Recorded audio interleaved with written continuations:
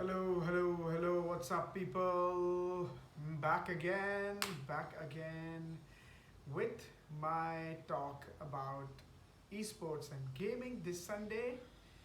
Um, this Sunday, I'm going to talk a little bit about something which I've been following very recently, not so much.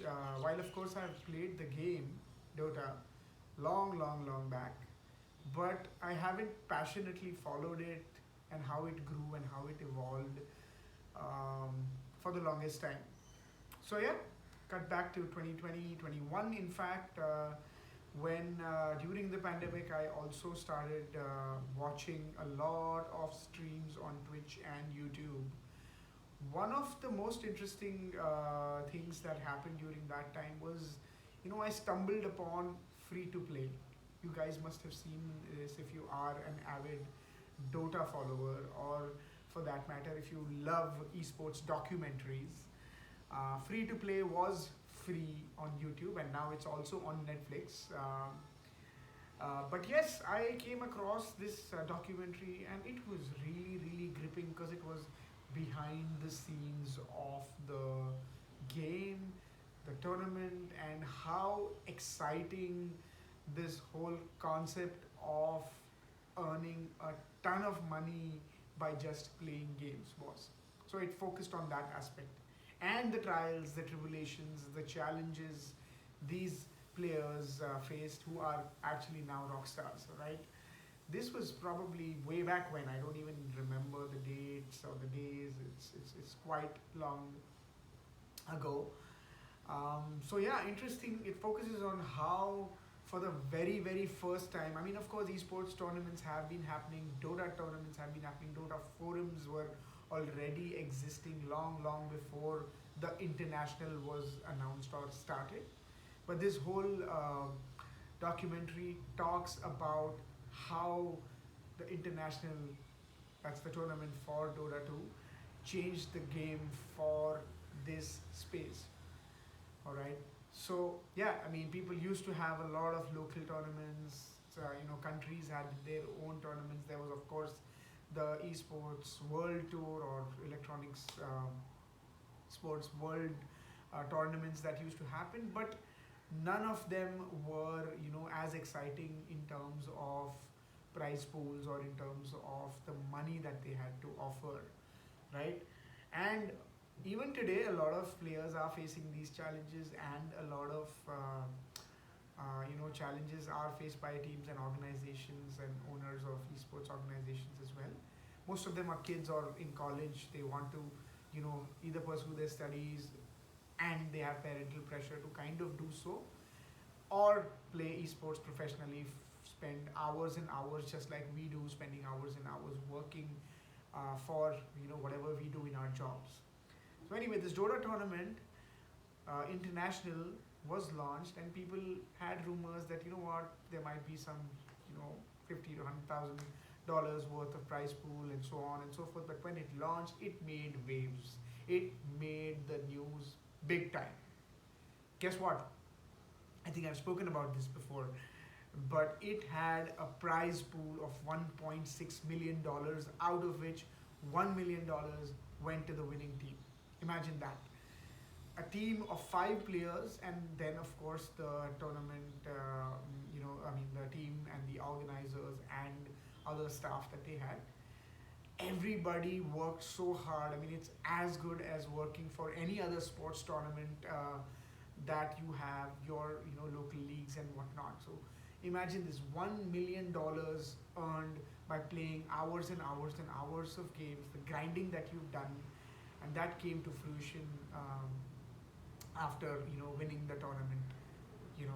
So you should definitely watch it. I'm not going to give spoilers if you haven't seen the movie or documentary rather, or for that matter, if you haven't followed esports as closely as most people who are aficionados of this. You should definitely start. This is a great starting point. Watch free to play on YouTube or Netflix, wherever. It'll give you an idea of how players thought, how team owners thought, what were strategies, what was required, what was not, what challenges they faced, and eventually who won and how much they won. right? So speaking of which, I mean, interesting concept of having such prize pools. Dota probably is one of the largest prize pools today. As we, there have been about 10 internationals happen. 10 international is a it's actually an annual event, but at the same time, people have to work towards getting to the international. All international teams have to defeat and be their top teams within their circuits and so on and so forth. There's a whole mechanism which a lot of gaming companies are using for their own local tournaments. Say, for example, Valorant has the Masters and the Champions, and VCT as it's called. Counter Strike has various different legs. There's majors, and there is Blast Premier, so on and so forth. And then there's League of Legends with the LCS and the Championships, the Worlds.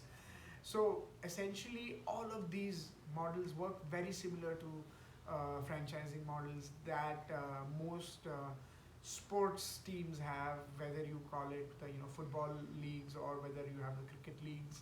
They are prime, even the Super Bowl for that matter. They are primed for a getting a huge amount of engagement from the audiences who follow it. In fact, if you watch Free to Play and a few other esports documentaries, you'll realize there have been people, professionals, who've actually quit traditional sports, for example, football, American football, and they've actually joined tournament organizers to be part of these amazing, massive events.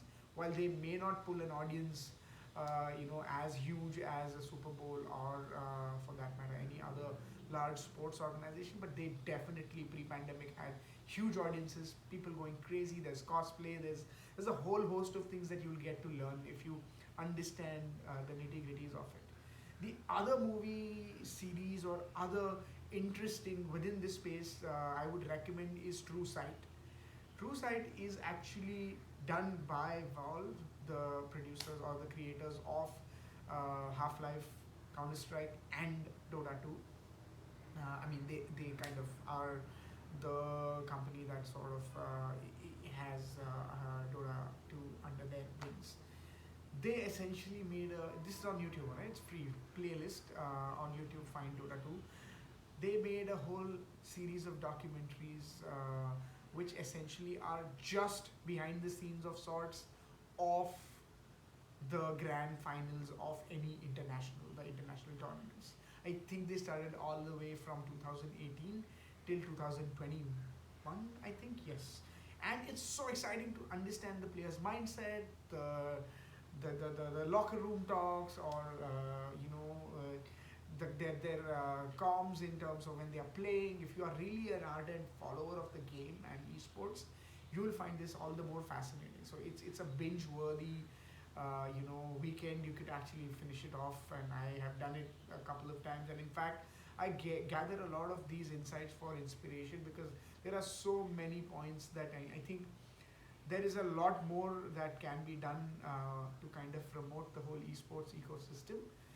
And I think movies and documentaries like these will definitely give rise to kind of helping esports grow, tournaments, and people understanding that, hey, this is legit. This is not just playing games for fun, or only kids just wasting their time. There's a lot more to esports and gaming than just enjoying the satisfaction and the dopamine hit that everyone gets. But yeah, I think TLDR, watch Free to Play, watch True Sight documentaries. You'll get a lot more insights into the esports space. Last but not least, very recently on Voot or Paramount Plus, there's a new TV show. It's a comedy, and it's not reality, but it's sort of a docu-series, but whatever. Has really caught my attention, and I'm really fascinated by it, called Players. It is League of Legends championships, and it's based around that. But it's interesting. It has a very Silicon Valley kind of a touch if you watch that show. So yeah, these few TV shows will get you started into getting more excited about the space, and I hope you enjoy it.